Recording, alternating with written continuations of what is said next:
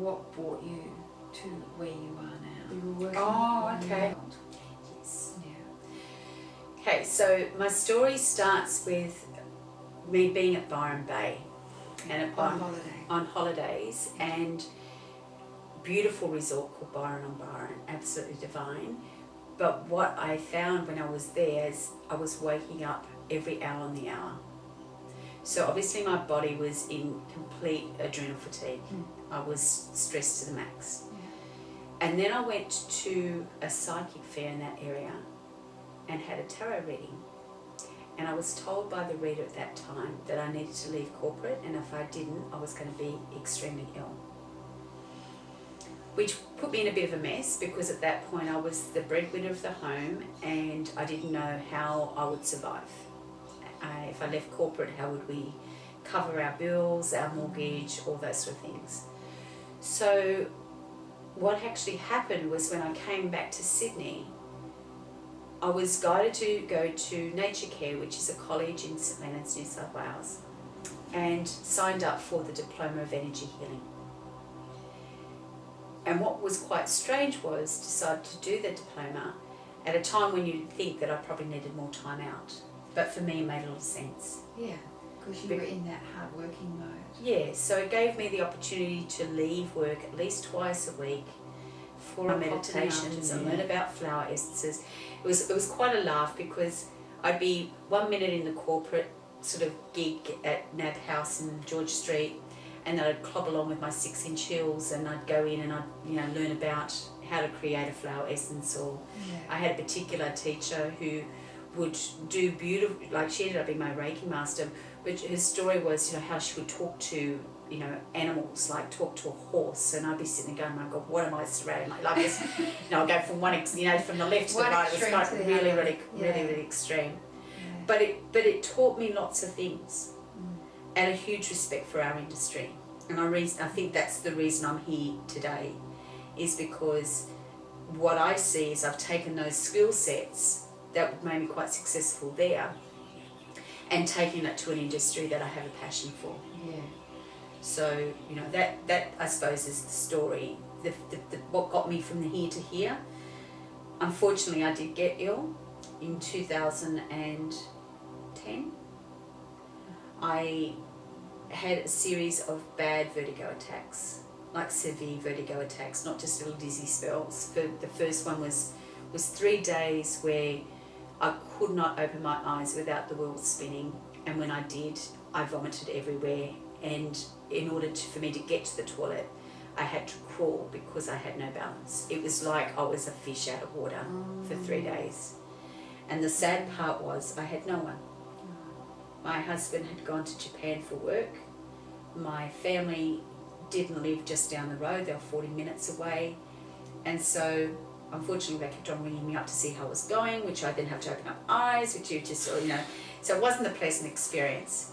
But awful. It wasn't nice. So I was faced with that decision to go. And to my husband's, I love him to death, but, to him, he basically said to me, I don't care that you're staying there to cover our mortgage. I'll live in a tent as long as you're healthy. You're getting out of there. Oh, he's beautiful. He is beautiful. Yeah. And that was the start. We do. And that was the start of where I am today. Yeah. Oh, thank you for sharing that. That's what led you to where you are today. Yeah. Cool. Yeah. For me, there was a lot of time when I was in that corporate space in knowing that I was here to do more. But you know how they talk about, you get the whisper, and then you get hit over the head by a brick, and then eventually the brick wall falls down. Do you know what I mean? I didn't listen to the whisper. I obviously didn't hear the brick. I waited till the wall fall down, And I think we all get those times in our lives where we sort of know that our soul is calling us to do something else. Yeah. But we're because of comfort zone or fear, or we tell ourselves we can't do this, or our mortgage will, all these things we put in our way. One of your belief systems is that you will do what you say you said you would do, isn't it? It is. So it's hard to change who you are and say, well, I'm an energy healer now. Well, I'm not paying the mortgage anymore. Imagine to my dad's sort of dismay, I shared in quite a few of my stories, because my dad was so pleased for me in a way, or pleased for himself, in that he could tell all his golfing mates, my corporate climb. Yeah. I was the first female in that corporateness, in that sales area. Normally sales and financial planning is male. There's many women now, but at the time I was the first woman to be put into a state manager role, and the biggest state, New South Wales. I was a pretty good story on the golf tees. Breaking the glass ceiling. Yeah. And then I became an energy healer. Yeah. I don't think it got talked about much after that. Do you know what I mean? Oh, she's doing something, she's over there doing something. Some time out. Yeah. She's still on Byron. That's right, she's over in Byron. Deb, if there were 3 things that you could tell people out there, like 3 little gems of advice from your life experience, what would they be?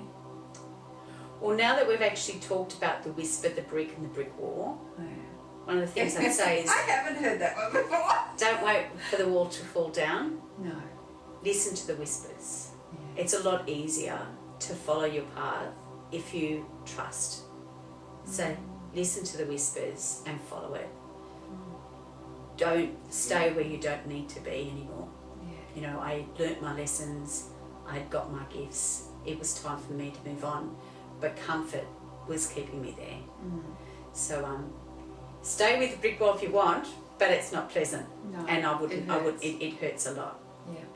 But at the same time, for me, what's really important is the actual Steve Jobs quote, is that life is limited and we're here for this lifetime. So to put our energy to bring whatever our soul wants to express, honour that, and take chances, because for me, life is about experiencing, and if we are here to follow our soul's purpose, we've got to believe that we will be supported. Yeah. So take the chances that feel right for you, and to really honour what it is that you want to bring out into the world. And then surround yourself with people that know you and love you for who you are. Don't sweat the small stuff. Don't surround yourself with people that you think are your friends but actually aren't really. The people that truly love you and support you, that get you, because when the chips are down, they're the people that are going to be there to hold your hand, and it's always nice to have a soft place to fall. Yeah, it is. I can testify to that from experience. Recently we moved after a storm damaged house, and it was lovely to have friends and family just come straight in to support. It was just a fantastic feeling. Yeah. And there's always someone there that can do that for you if you allow it. And I think that's what I really want to create with Embrace, is that sense of community. Yes. Do you mean that there is people that want you to succeed?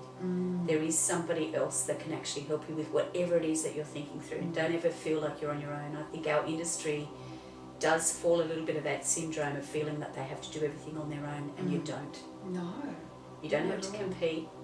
You and I are both energy healers, but we're different. So we're going to resonate to different people, so we don't need to compete. No. A collaboration is going to be a far better result. So don't continue doing things on your own, unless obviously that's what you want to do. Yeah. But if you're not, then there's a community there to support you. Collaboration is a better result, and there's a lot of support in the Embrace life. So just tell us a little bit about the concept of gratitude and gratitude online. Okay. What was really important for me is that we talked about the festivals being the party. Yep. So. But my point of difference and my intent is not to be a festival organiser. My intent is to grow our industry. Yeah. And to create a platform for people to be able to do that in whatever shape they feel like. So yes, the festival is one component of that. But what do we do for ourselves and also for the people we connect with in between? A language that people out there understand. Yeah. And that's the gratitude online. And teach them some basic skills. And that's why we used gratitude, because to me, gratitude is a state of being. When you're grateful, well, when I'm grateful, I am truly embracing life. Yeah. So it was important that it was 2 separate websites, but there's still the one umbrella. Yeah. And the way I see it, in time, Gratitude Online will grow, and Embrace Festival will just be a component of that.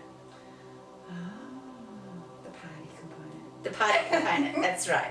I feel like That's that's right. to show, you know, or contribute to us understanding what we can create if we're in a grateful place. Yeah. I actually saw a video, a TED talk from a Benedictine monk called Brother David. And he talked about how we are revolutionising the world. And he says not only are we revolutionising the world, we're revolutionising the way we're doing revolution. And what it means is that normally with a revolution, you've got the peak or the head of gets toppled. And so the people at the top go to the bottom and vice versa. Yeah. He said, well, in actual fact, what we're doing now is we're not even doing that anymore. We're creating networks. We're creating communities. Yeah. And he said, and when we're in the state of gratefulness, there's two things. One is that you have no fear anymore. Like if you're actually grateful, then you're not angry. He says, try and be angry and grateful at the same time. It's fairly impossible. Right. So therefore, he says, therefore there's no need for fear, there's no need for war if you stay in that place. And he said, and the second thing is that if you are grateful, you're also an abundant mentality. Yeah. And if you believe you've got all that you need, then you're open to help another person. He says, so in this whole network community, if we could actually teach and learn and remember that gratefulness, then we would actually eradicate the need for war and would also open up a community or a network of collaboration because we all believe we have enough. Wow. Yeah, that's pretty cool. So yeah, that's you to a T. Deb, about how you nurture yourself. What are your daily rituals? on a daily basis, the way that I feel very nurtured is through how I start the day. So I always start the day with a meditation. Now that meditation could be guided. You know, sometimes I even love just silence. You know, I'm blessed in having, as you are, surrounded by beautiful nature. So my meditation could actually mean me just walking out to my balcony, breathing in Mother Nature and just being grounded. Just being there. I love to also journal questions that perhaps are happening in my life, getting answers and connected and getting that support. And I'm a stickler for my tarot cards and my oracle cards. Oh, are you? Yeah. What are your favourite ones? Oh, just I've got a stack. But for me, tarot reading, I've probably read now for 15 years, but I've never read really for anyone else. It's my ritual. Do you know what I mean? Do you use Rider-Waite or? No, there's a Celtic brand that I actually use. There's a couple of different tarots. I've even got one now called the Zen Tarot, which is a little bit of a bent as well. But I have done Rider-Waite, but they're not the ones I've used a lot. There's also one there's one called the Mythical Tarot, which actually connects to the different mythologies, the different Greek mythologies and whatever. So there's a couple that I use. I alternate. I love my cards. But I've always enjoyed them because it's my meditation, it's my time. So do you do a spread or do you just shuffle and let the tarot fly out? It depends. It depends on how much time I've got. Do you know what I mean? There's been times when I've really I've needed time out and I've allocated a couple of hours and then I've given myself the opportunity for a full spread. There's been days when I've actually pulled out the wish game and created a whole game. If I feel like I want to have that time out, I'll do it. What's the wish game? Oh, you haven't got the wish game. Okay, but do you mean like that can? But that's not what I do daily. That's when I do something really special. Yeah. But the wish game, you're going to have to know about the wish game at some stage. That's beautiful as well. Oh, you have to tell us about the wish game. Well, the wish game is create. It's I forget what the name is, Louise, but it's called the wish game, and you create a wish, something you want to create, and then you play a board game, and it's in the infinity symbol, and there's all these different cards. Some are called creativity, some's called forgiveness and release and whatever, and you go through with your crystal and you go around, you get all these messages, and you can play with a group of people. As long as you've got the same people on the same wavelength, that's really good because you can help each other. But the questions and the things that come up are probes for you to do more self work, I suppose, or awareness about what might be blocking you for that wish, what you need to do for that wish, what sort of things, all sorts of things, maybe it might be your thought patterns around it, all sorts of stuff will come up. Yeah. And then you get to a point where you've got to get 8 pearls of wisdom, and once you get the 8th pearls of wisdom, then you actually get your final card. And then through that series, you'll have all these different inputs to what it is that you need to create. So you must have lots of lovely things at home from when you were an energy healer. Mm-hmm. Do you do nice treatments for yourself? No, I don't. Mm-hmm. Not really. Although in saying that, I do my aromatherapy baths, so that would be a treatment. And I do work sometimes with my orosoma. Oh. So with the colour, the orosoma, and I've got the bottles and things. Yeah. So I'm probably, I probably do some, but I probably don't do it as regularly as what I should do. Mm. There are more things that I bring in when I'm wanting a treat, or when I feel like my energy's low. And you need a boost. Yeah. I find sometimes it's really, and this is maybe just me talking, it's really hard to be balanced all the time. Like, you know how you look at the circle and all the different parts of your life, and there's always things that have got more focus than the other. Yeah.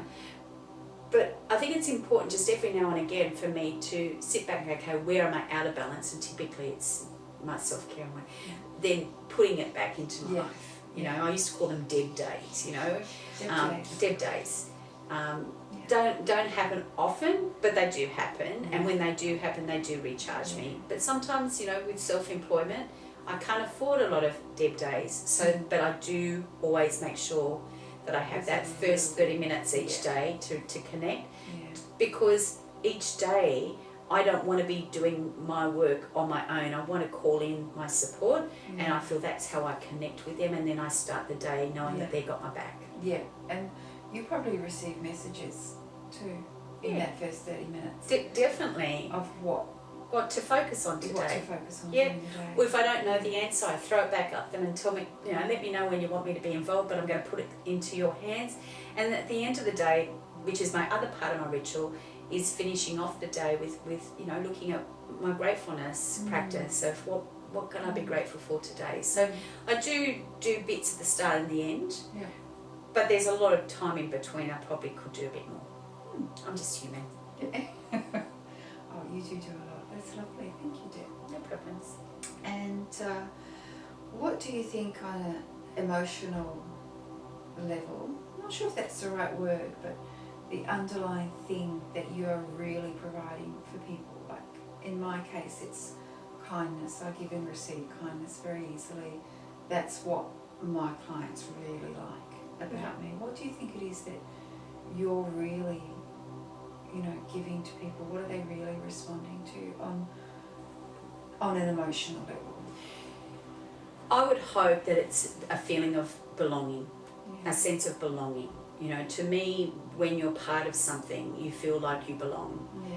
I see it often with a lot of our regulars when we turn up to a festival, a feeling of, hi, I haven't seen you for the last month or so, how are you going? There's an interchange and exchange. And even last time when I did the Lower North Shore, I hadn't seen people for a month. I really felt like the family had arrived. So I hope that they're feeling that connection and that belonging as much as they're giving that to me. But I also feel like it's a place to explore, it's a place to be heard. There's many people that will use our opportunity, be it our platform or our festivals, to get their message out. We'll do the first time they do workshops, or the first time they've done healings or readings or whatever.